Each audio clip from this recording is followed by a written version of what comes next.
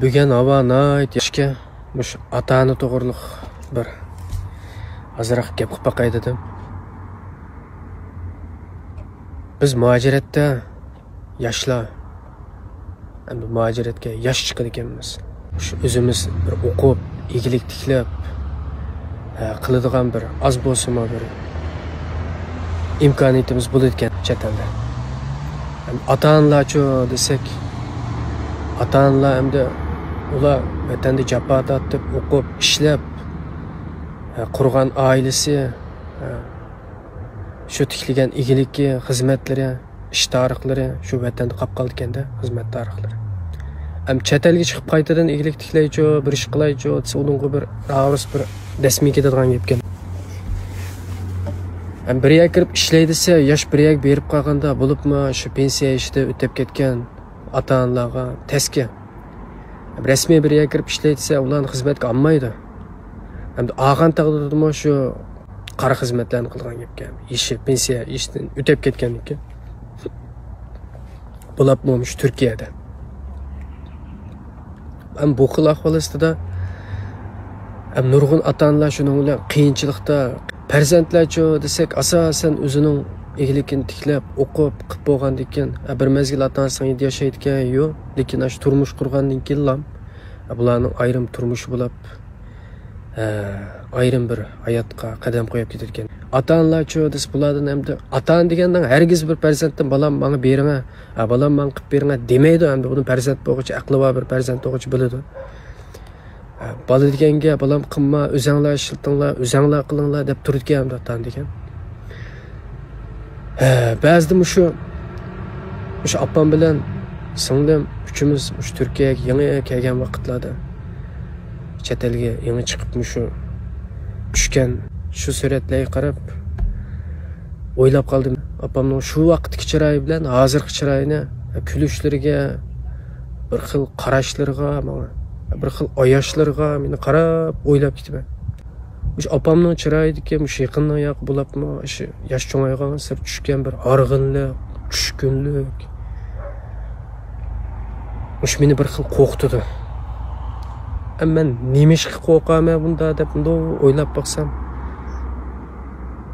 Asli men shu dadam rahmatlikni biz o'ylab baqmagan, bizning xiyolimiz kirib baqmagan bir vaqtda dadamdan ayrilib qolg'achqa shunda bo'lish kerak deb o'ylayman.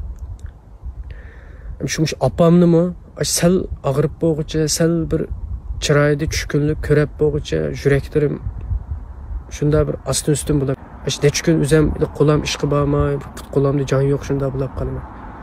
Qo'rqaman o'zim. Endi biz bir o'g'il, bir qiz bo'g'ashqimi uqmadim.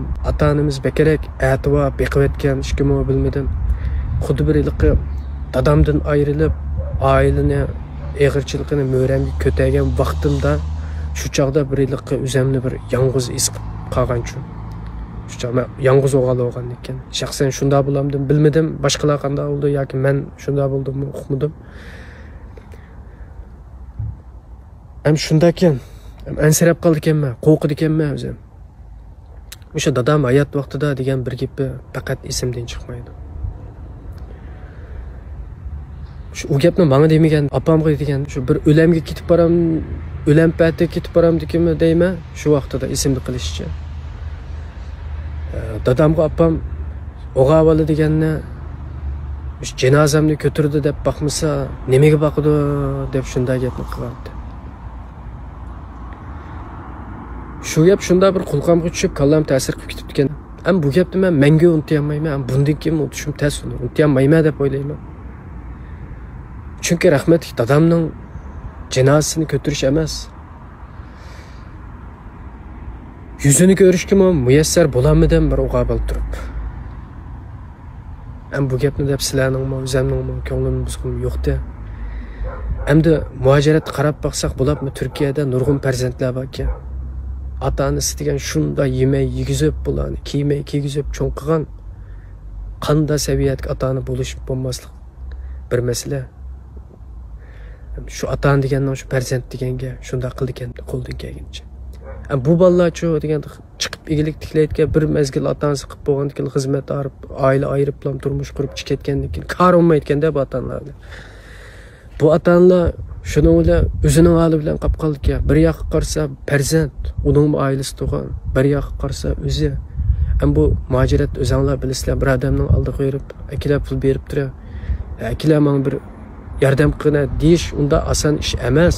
Mushuni bishda o'tkazib boqqan qarindoshlar, yoshlar obdan biladi. Ashunday gap. Hech kimning ota-onasi o'lib ketishdan avval men ketaman, balam deb qo'yib ketmaydi-ki. Vaqt kelsa, shu ajal kelsa, ota-ona deganni siz o'ylab boqmagan, shungizga kirib boqmagan bir vaqtlarda ketib qoladi ekanimizdan, lappida. Qolib qoladi ekanmiz, nim bo'lganimizni bilmay. Dunyomizni bir yiqilganni shu vaqtda bir dunyomiz yiqilgandek bo'ldi ekanmiz. O'zimizmi yiqiladi ekanmiz. Qaytadan o'rnimizdan turdi ekanmiz. Shuni tirishib ekanmiz. Shunglashqa siz ota-onangizga qanchalik qilsangiz, shu siz atovalab beqib cho'nqqan farzandingizdan shunchalikni ko'rsiz. Balkim hasilab ko'rsiz. Shunglashqa yoshlarga deydiganim mumkin bo'lsa, o'sha ota-onalarimizni tashlab qo'ymagan bo'lsak, mumkin bo'lsa qo'limizdan kelishicha shular qilib olsak, ba'zida ma'lum sabablar tufaylidan arliqshiroq opamning yoniga yugurib berib bag'rimga basamay qoldim. Ham shaxsan men shu vaqtlarda o'zimga ha kelib ketdi. Ajab bir o'g'abal turib qilolmay qoldim, etamay qoldim. Men shunday vaqtlarim bo'ldi. Bo'lib qolgan. Shu vaqtlarda inson o'ylaydi ekan. To'xta debchi.